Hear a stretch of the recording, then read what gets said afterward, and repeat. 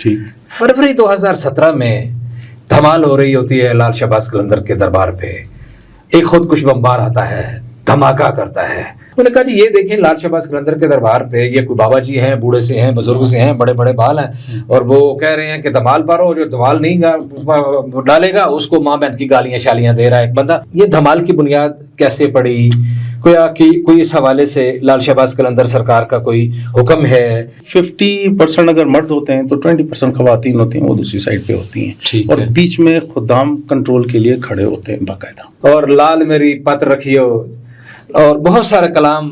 तो इस हवाले से कोई दो चार जुमले। अस्सलाम वालेकुम नाज़रीन, अपने सोशल मीडिया प्लेटफॉर्म से मैं हूं अली रज़ा अलवी। आज हमने अपने प्रोग्राम में जिस शख्सियत को दावत दी है, आप डॉक्टर सैयद मेहदी रज़ा शाह सब्ज़वारी हैं, सज्जादा नशीन हैं, दरबार आलिया हज़रत लाल शहबाज कलंदर के सेवन शरीफ का नाम आपने सुना, देखा हुआ है, जांचा हुआ है। बहुत सारे लोगों ने वहाँ, बहुत सारे लोगों का वहाँ अकीदत के साथ सिलसिला है, बहुत सारे लोगों का वहाँ तनकीद का सिलसिला है। हर किसी का अपना अपना रिश्ता है, लेकिन लाल शहबाज कलंदर की हकीकत ऐसी है कि उनके साथ किसी न किसी का रिश्ता ज़रूर है, चाहे मोहब्बत का है, चाहे इश्क का है, चाहे अकीदत का है, चाहे क्रिटिसिज्म का है। तो इन्हीं सारे सवालों का जवाब तलाश करने के लिए हमने दावत दी है डॉक्टर सैयद मेहदी रज़ा शाह साहब सब्ज़वारी को, जो सज्जादा नशीन है। शाह जी, आपका बहुत शुक्रिया, आपने हमारे लिए वक्त निकाला। आपका शुक्रिया जी, आपने टाइम निकाला मेरे लिए। शाह साहब, फरवरी 2017 से बात शुरू करते हैं। ठीक। फरवरी 2017 में धमाल हो रही होती है लाल शहबाज कलंदर के दरबार पे। एक खुदकुश बमबार आता है, धमाका करता है, और उसका जाहिर है कि वो धमाका करने वाले का एजेंडा यही है, दरबार बंद हो जाए, धमाल ख़त्म हो जाए। और वहाँ हम देखते हैं सेकंड्स में, जहाँ पहले धमाल हो रही होती है, सेकंड्स में वहाँ लाशें ही लाशें, खून ही खून का दरिया है पूरे उस एक छोटा सा जो भी अहाता है वहाँ उसके अंदर। लेकिन हम देखते हैं कि 24 घंटे भी नहीं गुजरते तो आप हुक्म करते हैं कि जनाब खोल दें इसको, दरबार को दोबारा खोलेंगे। दरबार खुलेगा, सफाई होगी, सलाम होगा, न्याज नजर न्याज होगी, धमाल होगी। ये क्यों हुआ, कैसे हुआ? अली साहब, बहुत अच्छा आपका सवाल है और बड़ा इम्पोर्टेंट सवाल है ये। देखें, ये एक इंतहाई दिलखराश वाक़या है और अभी तक हम उस वाक़े के और को भूले नहीं हैं।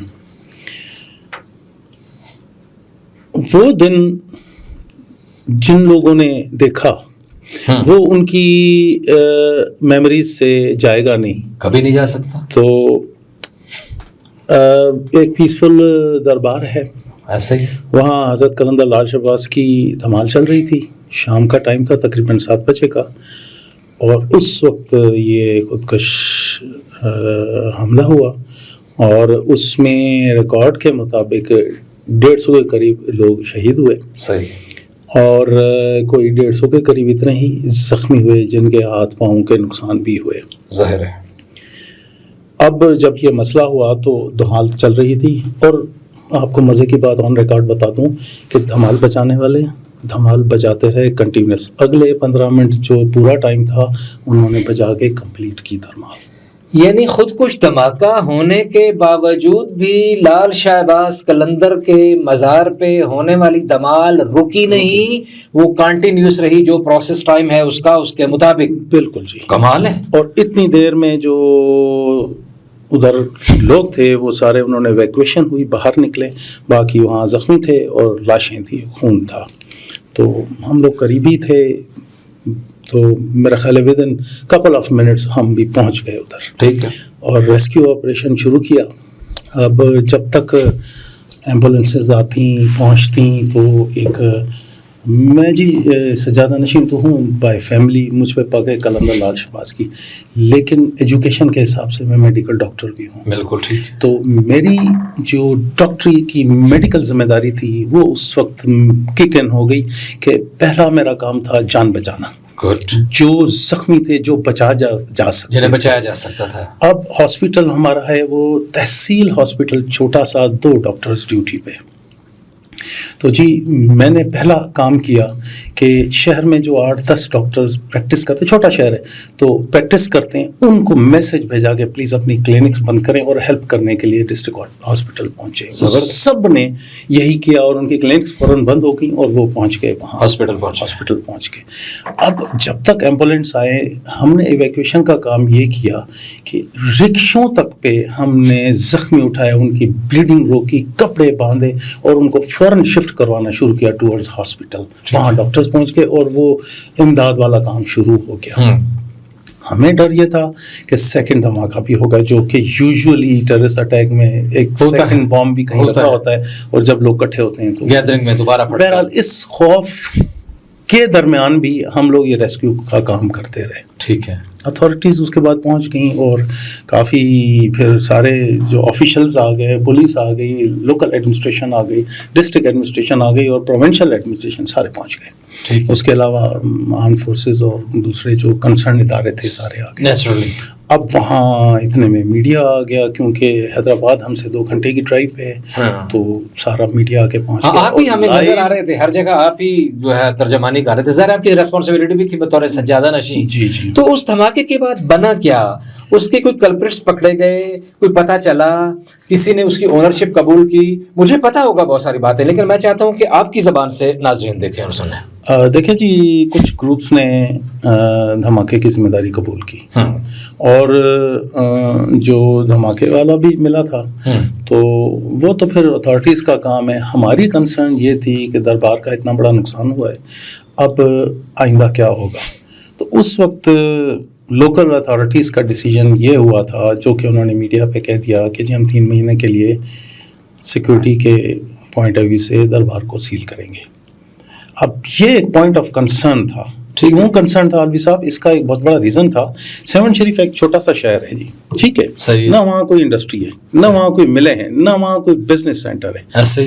ٹوٹل ڈپینڈنس ہے شہر کی اکانومی کی, جو سرکل چلتا ہے, جو فوڈ چین چلتی ہے, وہ چلتی ہے اس پہ کہ ڈیلی کوئی 2000 سے 4000 کے درمیان زائرین 7 میں انٹر ہوتے ہیں, باہر سے آتے ہیں, کوئی گاڑیوں سے, بسوں سے, کاروں سے, جیسے بھی, اور دربار پہ زیارت کرتے ہیں, ہوٹل میں کھانا کھایا, ٹرانسپورٹ یوز کی, کوئی شاپنگ کی, تو اس سے شہر کا کاروبار چلتا ہے. اب میں نے اور مجھے دوستوں نے کہا کہ سائیں یہ اگر 3 مہینے کے لیے دربار بند ہوگی تو بہت بڑا مسئلہ ہو جائے گا. پہلے ویسے مر گئے ہیں, بعد میں بھوک سے مر جائیں گے. ایسا ہی. تو وہ پھر ہم نے اس کی کمپین کی, اتھارٹیز سے میری ڈسکشن شروع ہو گئی اور نیگوشیشن شروع ہو گئی. ساری رات وہ ہم باتیں کرتے رہے, اور دوسرا دن گزرا تو پھر اتھارٹیز کو یہ بات سمجھ آ گئی, اور انہوں نے اپنے الفاظ واپس لیے کہ ہم 3 مہینے کے لیے نہیں کرتے اور ہم دربار کھول لیں گے. پھر دربار میں جو فورنسک وہاں کام ہوئے وہ سارے ہوئے, ٹیمیں آئیں, انہوں نے اپنے کام کیے, ٹھیک ہو گیا, صفائی ہوئی, اور اس کے بعد پھر ہم نے شام کو دوبارہ دھمال سٹارٹ کر دی. بہت اچھا, بہت اچھا ہو گیا جی. کچھ اعلانات ہوئے تھے کچھ زخمیوں کے لیے, کچھ شہداء کے لیے, جو لوگ مارے گئے, جاں بحق ہوئے, تو ان کو کمپنسیشن ملی سرکار کی طرف سے, یا اس میں ابھی تک کچھ لوگ پینڈنگ ہیں؟ کیا سٹیٹس ہے؟ شاہ صاحب میری اطلاع کے مطابق کافی عرصہ گزر گیا ہے اور اب تک سب کو مل چکی ہے. گڈ. 7 کے کچھ لوگ تھے اور کافی لوگ ایسے زخمی اور شہید شدہ تھے جو کہ باہر کے شہروں سے آئے ہوئے تھے زائرین, تو ان کی بھی لسٹیں بنی اور وہ اپنی ڈیو ٹائم لگایا کمپنسیشن کا, جو آفیشیل پروسیجر ہوتا ہے. کسی کو 6 مہینے لگے ایکسکیوز می, اور کسی کو سال لگا, لیکن کمپنسیشن مل گئی. بالکل ٹھیک ہو گیا, لوگ اس سے سیٹسفائی ہوئے. لیکن جن کی جانیں ضائع ہوئیں وہ تو واپس نہیں آ سکتی, کسی کا ہاتھ بازو ضائع ہو وہ واپس نہیں آتا. ہمیں بہت ساری باتیں کور کرنی ہے, ہماری کوشش ہے کہ ہم جلدی سے تھوڑے وقت میں زیادہ سے زیادہ گفتگو کر لیں. ایک اعتراض کیا جاتا ہے, ایک ویڈیو, سب سے پہلے تو ایک ویڈیو جو ہے وہ وائرل ہوئی ہے, بلکہ ابھی جب کچھ لوگوں کو پتا چلا کہ میں سجادہ نشین لال شہباز قلندر کے دربار سے انٹرویو کرنے والا ہوں, تو مجھے ویڈیو دکھائی گئی لوگوں کی طرف سے. انہوں نے کہا جی یہ دیکھیں لال شہباز قلندر کے دربار پہ یہ کوئی بابا جی ہیں, بوڑھے سے ہیں, بزرگ سے ہیں, بڑے بڑے بال ہیں, اور وہ کہہ رہے ہیں کہ دمال پارو, جو دمال نہیں ڈالے گا اس کو ماں بہن کی گالیاں شالیاں دے رہا ہے ایک بندہ. اچھا, میں نے کہا یار یہ اگر بے وقوفی ہے بھی صحیح, تو یہ تو اس کی ہے جس کے ہاتھ میں مائک ہے. وہ بابا جی تو مجھے تو بالکل ہی وہ عجیب سی کیفیت میں لگ رہے ہیں, ایک بندہ جیسے ایک استغراق کی کیفیت میں ہوتا ہے, جذب کی کیفیت میں ہوتا ہے. تو اگر اعتراض بھی ہونا چاہیے تو اس مائک کرنے والے پہ ہونا چاہیے. لیکن بہرحال میں یہ سوال پوچھوں گا ضرور سجادہ نشین صاحب سے کہ وہ ڈاکٹر صاحب کیا کہتے ہیں. قبلہ, یہ دیکھیں سوشل میڈیا ایک بہت پاورفل ہتھیار ہے. اب اگر اس کو پازیٹیولی استعمال کیا جائے تو یہ پبلک کے لیے، ملکوں کے لیے، ہر چیز کے لیے بہت اچھی چیز ہے، اور اگر اس کو نیگیٹیولی استعمال کیا جائے تو ایک اچھی چیز کو بھی برا بنا کے پیش کرانے میں کوئی اتنا زیادہ مشکل نہیں پیش آتا. بالکل ایسے. تو یہ ہمارا ہے نہیں، وہاں کا ہے بھی نہیں. اچھا، یہ کلپ جو ہے جو اس نام سے موسوم ہے وہ غلط ہے، لال شہباز قلندر کے دربار کا کلپ ہے ہی نہیں. اب اس یہ کے کیا علاوہ ایک آدھ اور کلپ بھی مجھے دکھائے گئے جو کہ جس میں لوکیشن ہی کوئی اور ہے. اب ہوتا یہ ہے کہ اگر آپ نوٹ کریں کہ سارے پاکستان میں کئی جگہ شام قلندر منائی جاتی ہیں. ہاں صحیح ہے. اب یہ کہیں بھی اگر کوئی اس طرح کا کراؤڈ ہے اور 200-400 بندے اکٹھے ہیں تو ہمیں کیسے پتہ چلے گا یہ قلندر لال شہباز کی دربار تھی یا یہ کسی کا ڈیرا تھا؟ اور ظاہر ہے کہ لال شہباز قلندر سرکار کی یہ تعلیمات تو بالکل ممکن ہی نہیں ہے کہ ایسی ہوں. لیکن ایک اور سوال کی جگہ ہے، ایک گریسفلنس کی جگہ ہے، اور اتنے بڑے بزرگ کی وہ ہمیں ان سے بلیسنگز ملتی ہیں، تو وہاں اس طرح کی حرکت کے چانسز نیگیٹو ہیں. ایک اور بھی ناقدین کا ایک سوال ہے کہ جی یہ کیا، اور دھمال کی، بلکہ میں اس ناقدین کو بھی چھوڑے، ایک انڈرسٹینڈنگ کے لیے یہ دھمال کی بنیاد کیسے پڑی؟ کوئی اس حوالے سے لال شہباز قلندر سرکار کا کوئی حکم ہے، کوئی ان کی تعلیمات میں ایسی کوئی چیز آئی ہے، یا یہ بعد میں سلسلہ شروع ہوا؟ پھر اسی کے ساتھ یہ بھی جواب دے دیجئے گا کہ کہتے ہیں جی یہ عورتیں اور مرد مل کے جی دھمال ڈال رہے ہوتے ہیں اور یہ ہوتا ہے، اور وہ جن لوگوں کا کام صرف فتوے لگانا ہے وہ اس پہ ظاہر ہے کہ کرٹیسائز بھی کرتے ہیں.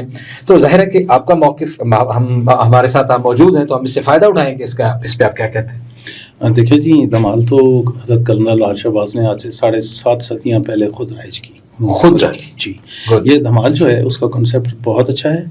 یہ دھمال جو ہے وہ میرے ڈائلاگ سنیے گا، یہ ہے عزاداری تکلیف حضرت امام زین العابدین. اچھا. جو تکلیف انہوں نے کاٹی ننگے پیر کربلا میں پیدل چل کے واقعہ کربلا کے بعد، یہ اس کی عزاداری ہے یہ.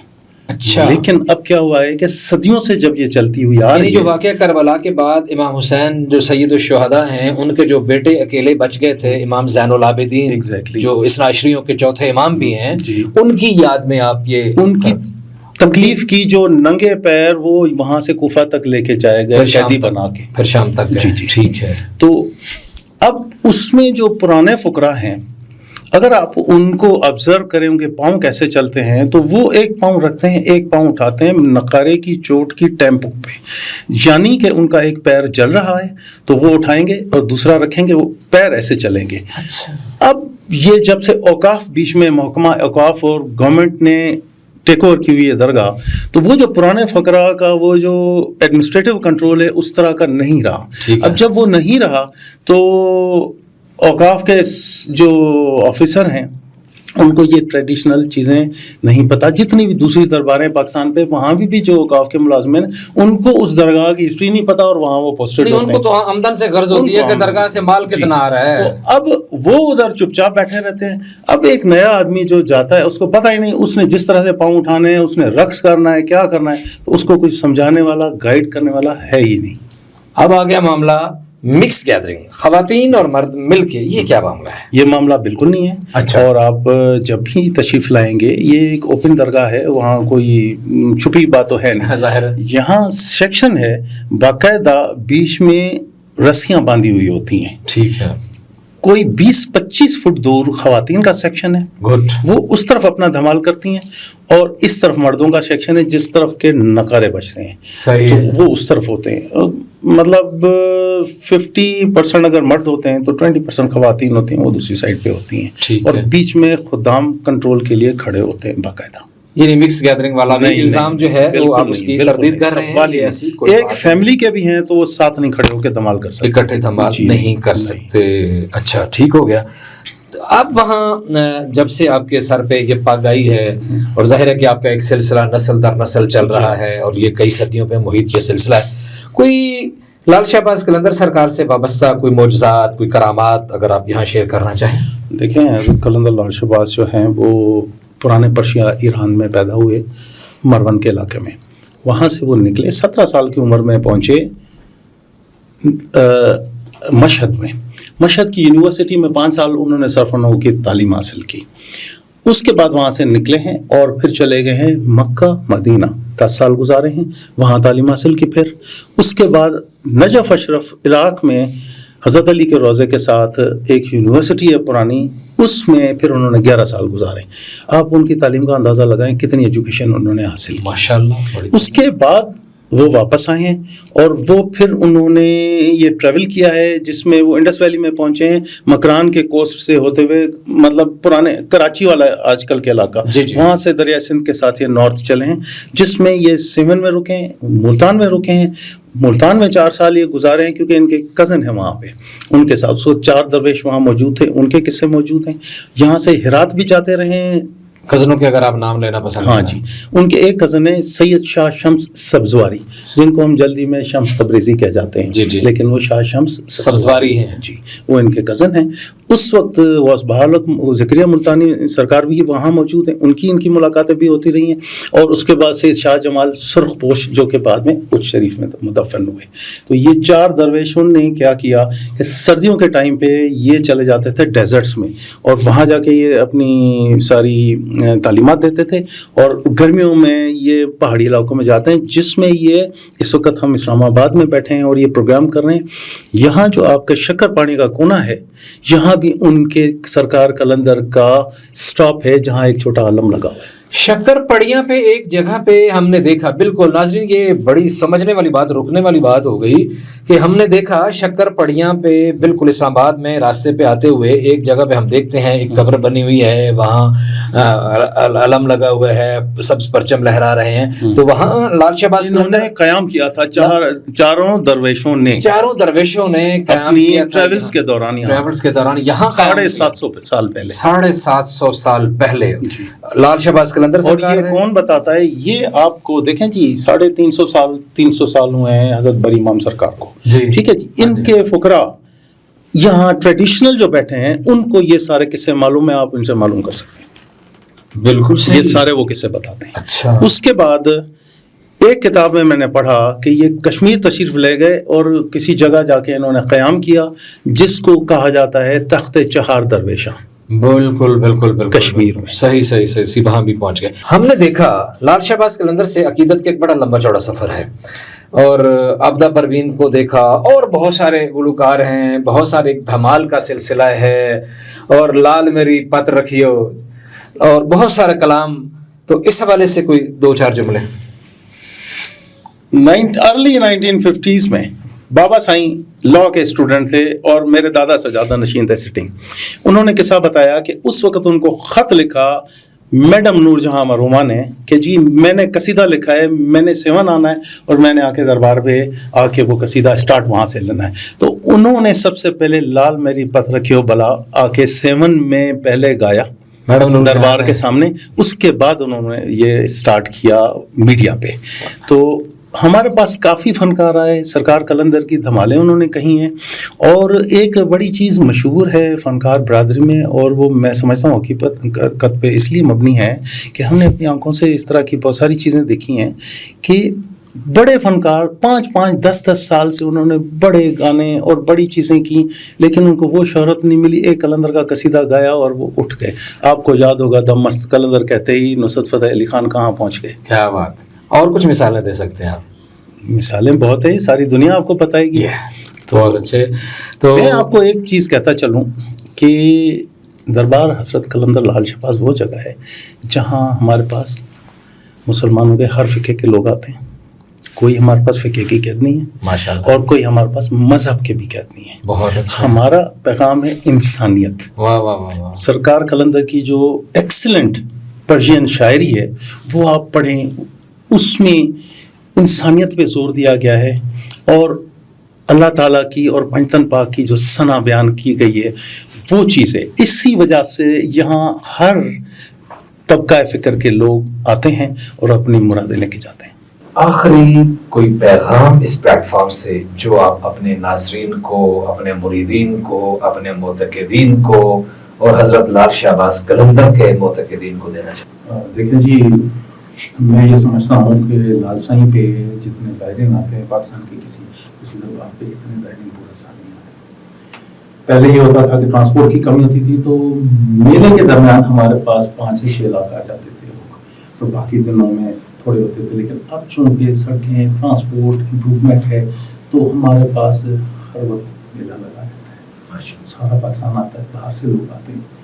تو میری درخواست یہ ہوگی کہ آپ لوگ آئیں، سیون شریف آپ کو ویلکم کرے گا، کلندر لال شہباز کی بلیسنگز آپ کو ویلکم کریں گی، اور اگر وہاں سے کچھ نہ مل رہا ہوتا تو لوگ آنا ہی چھوڑ دیتے. کیا بات تو کچھ نہ کچھ تو مل رہا ہے نا، آپ آئیں گے آپ کو ملے گا.